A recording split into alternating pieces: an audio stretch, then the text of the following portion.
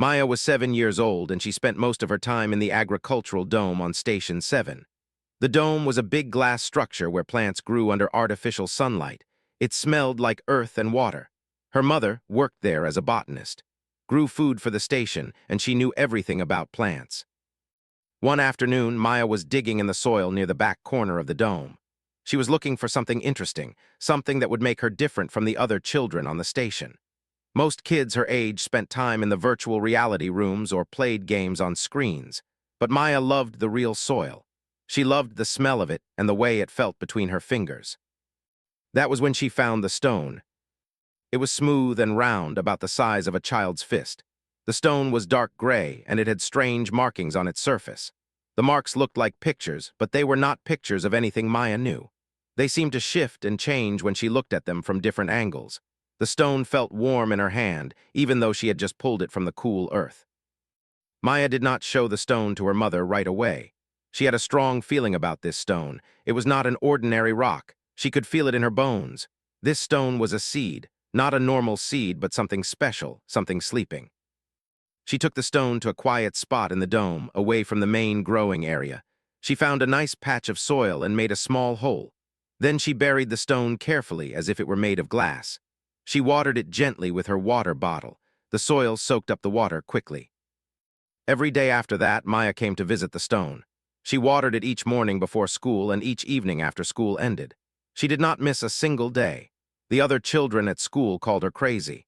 They said she was wasting her time, but Maya did not care what they thought. She knew this stone was important. Noticed what her daughter was doing after about 2 weeks. She found Maya in the dome, kneeling beside a patch of disturbed soil, pouring water from a small bottle. "Maya, what are you doing?" asked. "I am growing a seed, Mom," Maya said. She did not look up from her work. She wanted to make sure the water spread evenly across the soil. Walked closer and looked at the ground. "There is nothing there, sweetheart, just soil." "The seed is under the soil," Maya said. She finally looked up at her mother. "It is a special seed. It is not like normal seeds." Wanted to tell her daughter the truth. She wanted to say that there was no seed, that the stone was just a rock, but something in Maya's eyes made her stop. There was such certainty there, such faith. Remembered being 7 years old. She remembered believing in things that others did not understand.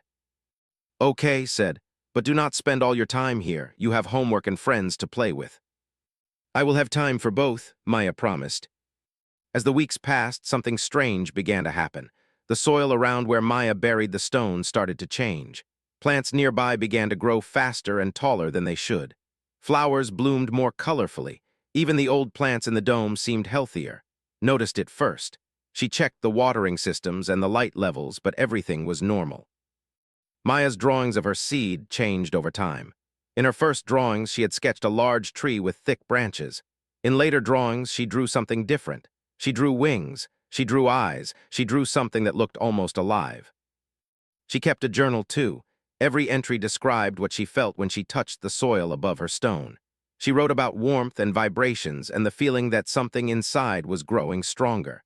The other children laughed when they saw her journal, but Maya did not show it to them to be laughed at.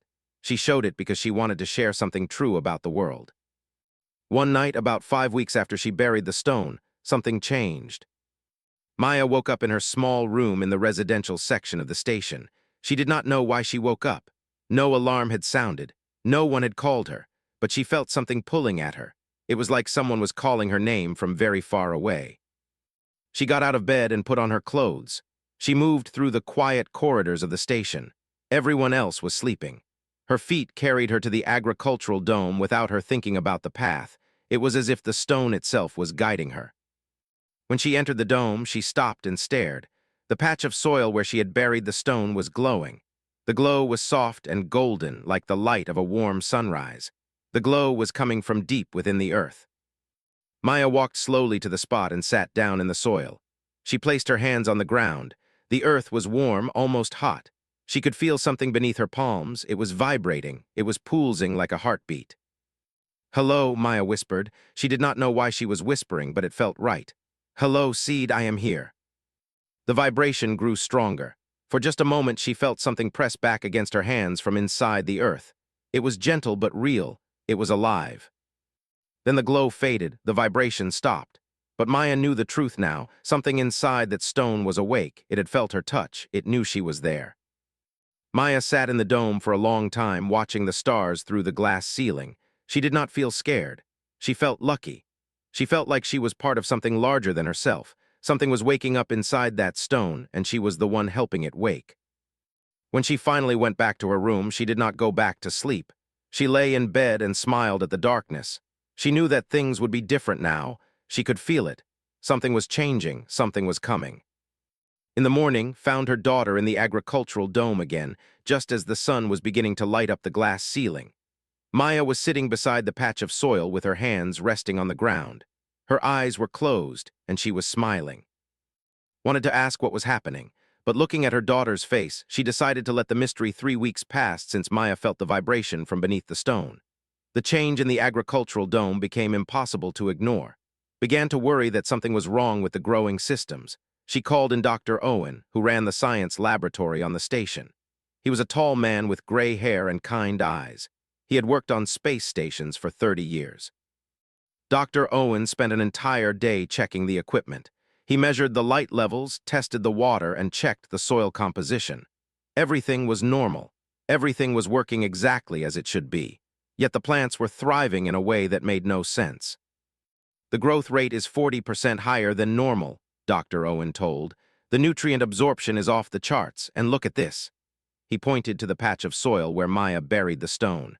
The plants around this area are growing the fastest. It is as if there is something in the soil that is feeding them. Knew exactly what was happening in that area. She had been watching her daughter water that spot every single day. But she did not tell Dr. Owen about the stone. Somehow, she knew he would dismiss it as nonsense. Maya continued her routine. Every morning and every evening she visited the stone. She watered it. She sat beside it and talked to it. She told it about her day. She told it about her dreams. She told it about the other children at school who did not understand her. And the stone responded, not with words but with feeling. Maya could sense emotions from deep beneath the soil.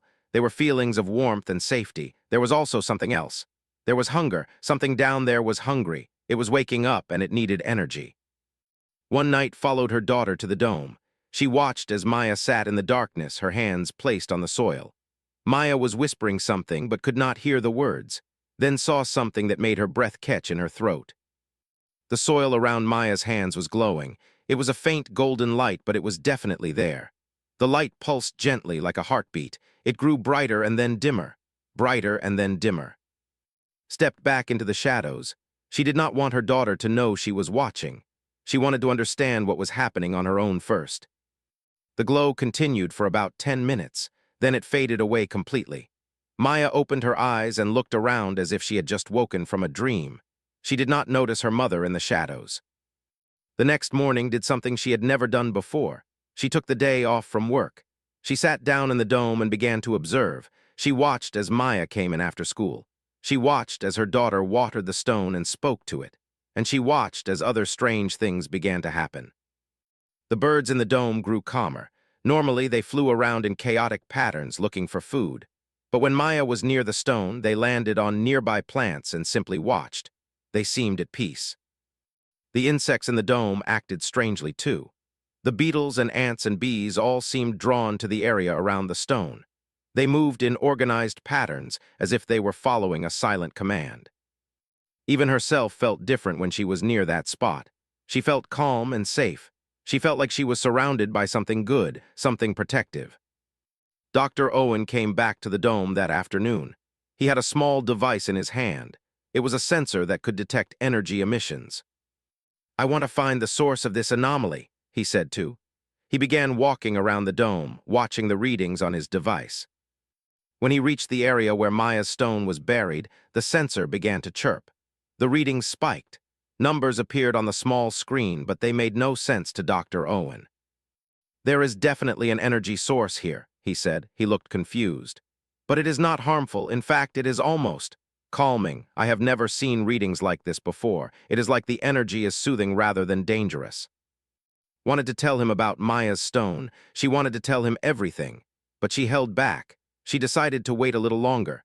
She wanted to understand more before she shared her daughter's secret.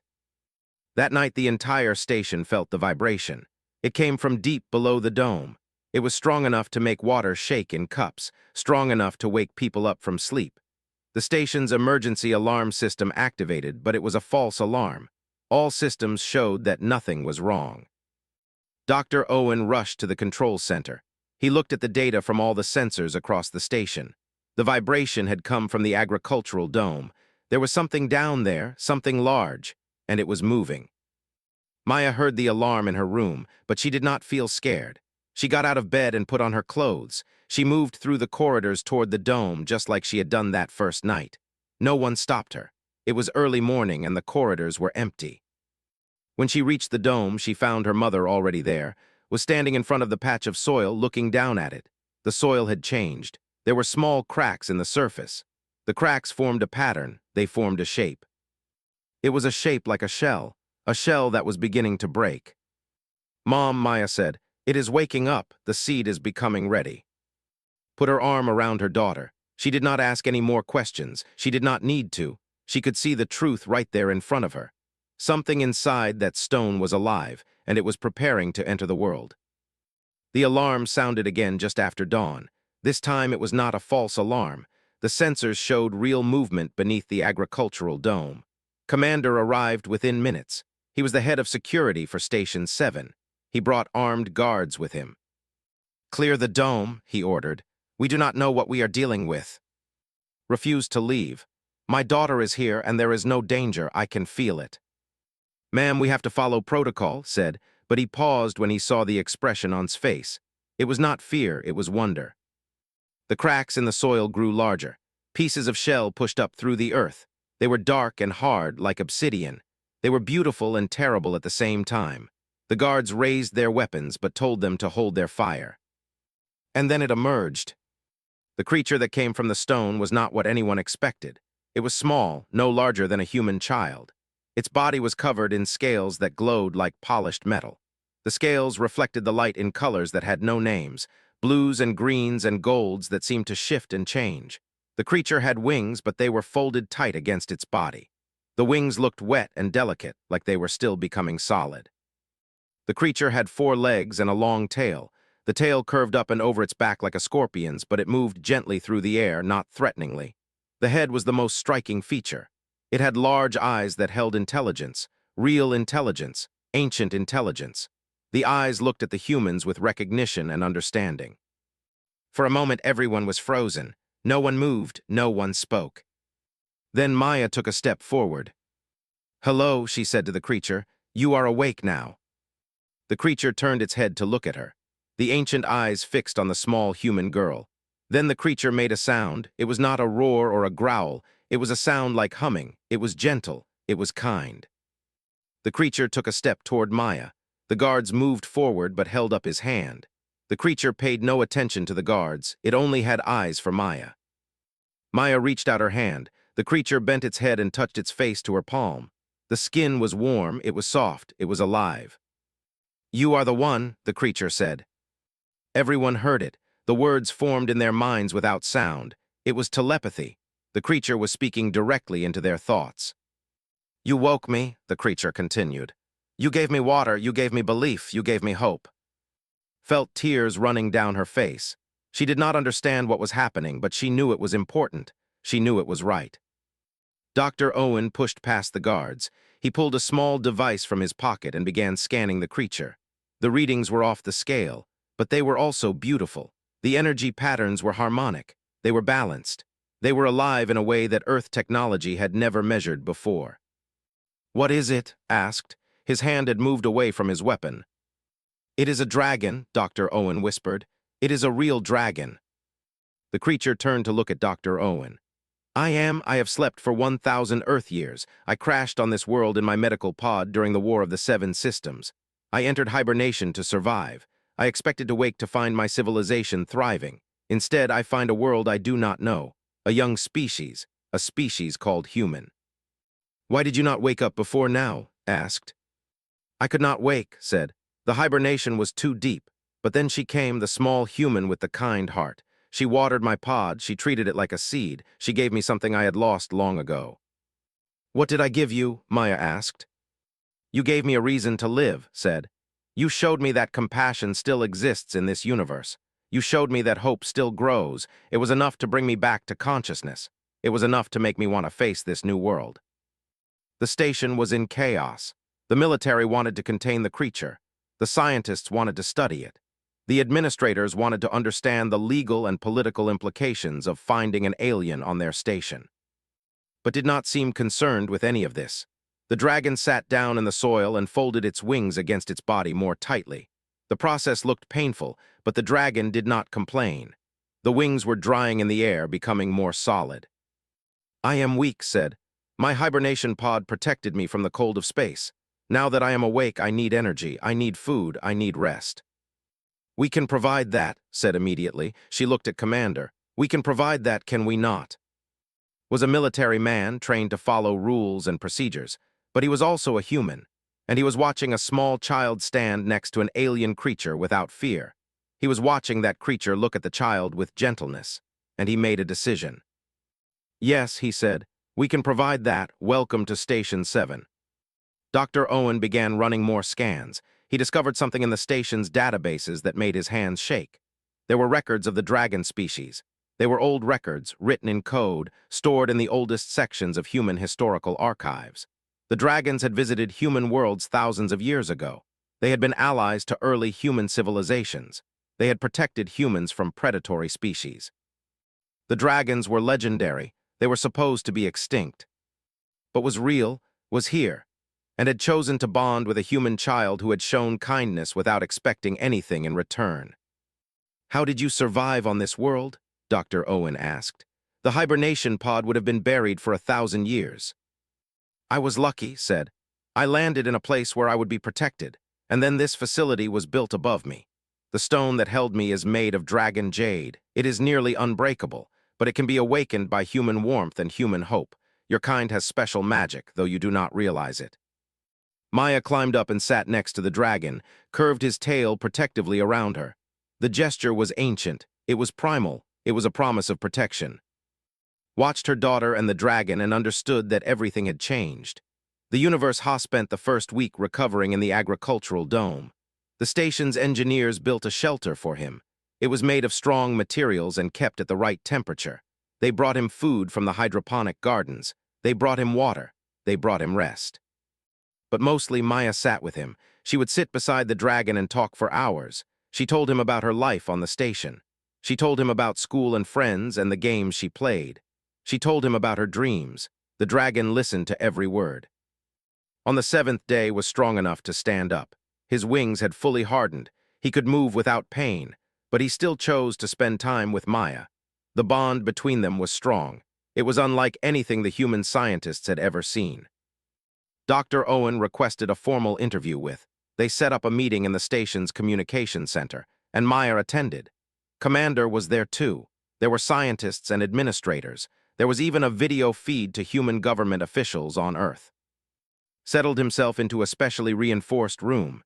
His tail coiled around his body. His eyes, which had seemed so ancient when he first woke up, now held a kind of sadness. "I will tell you my story," he said. His words formed in everyone's mind at once. "But you must understand that some of what I will say will trouble you. Some of what I will say will frighten you." "We are ready to listen," Dr. Owen said. "My people are the dragons," began. "We have lived for millions of Earth years. We have traveled between the stars. We built great civilizations on dozens of worlds. We were wise. We were powerful. We were everything that a species could be." He paused. His eyes looked back across time to memories that were ancient beyond human understanding. Then the War of the Seven Systems began. There were species that wanted to control the galaxy. They were not like us. They did not value life. They valued conquest. They valued power. My people fought to stop them. We lost more than we can count. We lost worlds. We lost families. We lost hope. The weight of his words pressed down on everyone in the room. "I was a warrior," continued. "I fought in the final battles, but I could not stop them. No one could. The war ended with my species nearly extinct. We scattered across the galaxy. Some of us went into hibernation, hoping that one day the universe would be safe again. I came to Earth because it was far from the war, because it was a world that was beginning to show signs of developing a thinking species.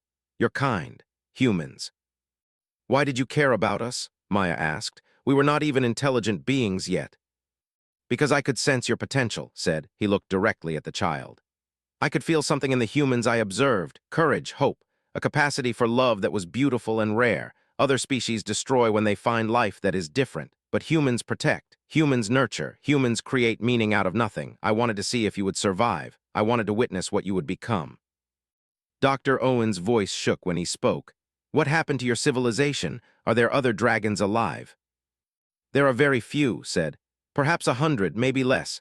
We are scattered across different worlds, either in hibernation or hiding. Our civilization is gone. Our great cities have turned to dust. Our great works have been lost to time.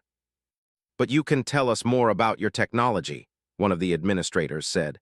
You can help us advance. You can help us understand things we have never known. Turned his ancient eyes on the administrator. There was something like pity in that gaze. Technology is not what your kind needs, the dragon said. Technology is not what any species needs. What you need is wisdom. What you need is courage. What you need is the ability to choose compassion even when it costs you something. He looked back at Maya. This small human chose compassion. She saw something that everyone else thought was worthless. She gave it water. She gave it care. She asked nothing in return. That is why I woke. That is why I chose to come back to consciousness, because one human child showed me that hope still exists. Then the station's emergency systems activated. This time it was not a false alarm. A signal had been received. A human colony on a distant moon was under attack, an enemy species. The messages were desperate. The colony was losing. They needed help. They needed protection. They needed weapons. What species is attacking them? Asked. His military training had kicked in. Thus said, his voice grew cold. They are the same species that attacked my people during the war. They are predators. They see all life as either resources to be used or enemies to be destroyed. They have no capacity for mercy. They have no capacity for understanding. Can we defeat them? Asked. Did not go to the colony alone. He took with him and 6 human soldiers. They traveled on back as the dragon flew through the vacuum of space in a hibernation pod that protected them from the cold. The pod was ancient technology older than human civilization, but it still worked. The dragon had kept one in the back of his mind, stored in memory, waiting for a day when it might be needed. The colony on the moon was surrounded by enemy ships. They had landed ground forces. They looked like predatory insects, tall and skeletal, with too many limbs and hungry eyes. They were methodical in their attack. They were using weapons that the human defenders had no answer for. But when arrived, everything changed. The dragon did not use weapons. The dragon used something far more devastating. It used knowledge. It used understanding. Had fought the before 1,000 years ago. He knew their tactics. He knew their weaknesses. He knew how they thought. He taught the human soldiers to think like dragons. He taught them to see patterns in the enemy's movements. He taught them that sometimes the strongest defense was not a weapon. Sometimes it was flexibility. Sometimes it was adaptation. Watched as human soldiers learned to work together with a creature from the stars. They trusted its judgment. They followed his guidance. And they won. Not through overwhelming force, but through strategy and courage and wisdom. They retreated. They had been beaten by an inferior force, but they had been beaten. Their confidence was shaken. They sent reports back to their fleet. They reported that there was a dragon on this world, that humanity was not the weak species they had thought. When returned to Station 7 with and the surviving soldiers, there was a celebration. The humans of the station showed their respect. They brought food for the dragon. They brought gifts. They brought thanks. But only had eyes for Maya. The dragon found the child in the agricultural dome where everything had begun. Maya was sitting in the soil, in the spot where the dragon egg had been buried. She was watering plants just as she always did. We won, said. I know, Maya replied. She smiled up at him. I knew you would win. I believed in you. Yes, the dragon said. You are the one who believed first. You are the one who changed everything. Over the following weeks grew stronger. He ate and slept and healed from the ancient wounds of war that his hibernation had held frozen inside his body. But he did not leave Station 7. He chose to stay. Dr. Owen made discoveries that shocked the scientific world. In the ancient database, he found the locations of other dragon hibernation pods. There were dozens of them scattered across human worlds. Worlds that humans had recently settled. Worlds where they had also begun to show interest. The humans made a decision. They would awaken the dragons. It took months to organize. Scientists and military personnel coordinated with governments across the human colonies. They traveled to distant worlds. They found the hibernation pods, buried in ancient stone and hidden by time. And they began to wake them up. But they did not wake them with weapons. They did not wake them with technology or government officials or military force. They sent the children. Young humans, just like Maya, were brought to the hibernation sites. They were given water. They were given hope. They were given the pure belief that something good and ancient was sleeping beneath the stone. And one by one, the dragons woke up. Some were confused at first. Some were angry. Some were sad at the state of the galaxy they found. But they all felt the same thing that had felt. They felt the love of human children. They felt the hope in human hearts. They felt something worth protecting. The Dragon Council, the few remaining dragons who had been alive and aware, learned of what was happening. They learned that their lost brothers and sisters were being awakened.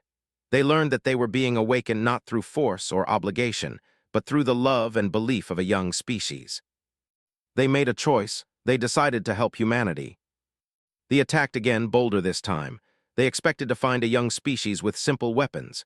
Instead, they found dragons. Ancient dragons with memories of 1,000 years of war. Dragons that were wise and strong and protective. They were defeated, completely, utterly. They did not return to human space again. Years passed. Maya grew older. She was no longer a child. She became a scientist like her mother. She studied the relationship between humans and dragons. She worked to strengthen the alliance between the two species. Never left her side. As Maya grew taller, grew larger, by the time Maya was an adult, was magnificent. His scales glowed with power. His wings could carry him across entire star systems. But he remained gentle. He remained kind. He remained the dragon that a small child had awakened with water and belief. One evening, standing on the observation deck of a new space station, Maya and watched the stars together. "Do you ever regret it?" Maya asked. "Waking up, helping us?" Was quiet for a long time. Then he spoke words that would be recorded and remembered by humans for thousands of years to come. "I woke up believing that I had nothing left to live for. I woke up in a dark place, ready to face a universe that had proven to be cruel and violent. And then I felt water. I felt hope. I felt belief. A small human child gave me a reason to keep living. She showed me that the universe still had beauty. She showed me that love still existed. That is the greatest gift that any being can receive." He turned his massive head to look at Maya. "I regret nothing," he said. "Everything that has happened, everything that will happen began with your kindness. You watered a stone thinking it was a seed. You were right, it was a seed. It was the seed of a new beginning. It was the seed of a friendship between species. It was the seed that changed the galaxy." Maya reached out and placed her hand on the dragon's head, just as she had done when she was 7 years old. "Thank you," she said. No replied, "Thank you." And from that moment on, humans and dragons walked among the stars together. They protected each other. They learned from each other. They became something greater than either could be alone. All because one child believed that a stone was worth watering. All because sometimes the smallest acts of kindness carry the weight of destiny. All because humanity's greatest strength was not technology or weapons. It was the capacity to see beauty in all things. It was the capacity to believe. It was the capacity to hope. And in the end, hope was enough. Alone said, "No, humans are young, your weapons are simple, your understanding of warfare is limited. They will destroy your colony and move on to your next world." The room fell into silence. The fate of thousands of humans was in the balance. "But there is another way," said. He stood up, his wings unfolded slowly. They were massive. They caught the light and glowed with that same beautiful, shimmering color that his scales held. "I can help you," he said. "I can teach you how to fight them. I can use my knowledge and my power to protect your kind. But there is a price." "What price?" asked warily. "The price is that you must believe in me," said. "Just as your child believed in me, you must see me not as a resource, not as a weapon, but as a partner, as an ally, as a being worthy of respect." Placed her hand on her daughter's shoulder. Maya looked up at the dragon. The dragon looked down at the child. Something passed between them, some kind of understanding. "We will believe in you," Maya said quietly. "I already do." And one by one, the others in the room nodded their agreement. The humans of Station 7 were making a choice. They were choosing to trust in something ancient and powerful and alien. They were choosing to believe in. It was the most human decision they could have made. D just become both more dangerous and more beautiful. And it all happened because one child believed in a stone that everyone else thought was just a rock. The cracks grew wider. The golden light beneath the soil grew brighter. And for the first time, they all heard a sound. It was a sound like thunder rolling through the earth. It was a sound like the voice of something very old and very powerful. It was a sound like a creature that had slept for 1,000 years and was finally opening its eyes. Change was coming to Station 7, and it had all started with a 7-year-old girl who believed in a stone that no one else could understand.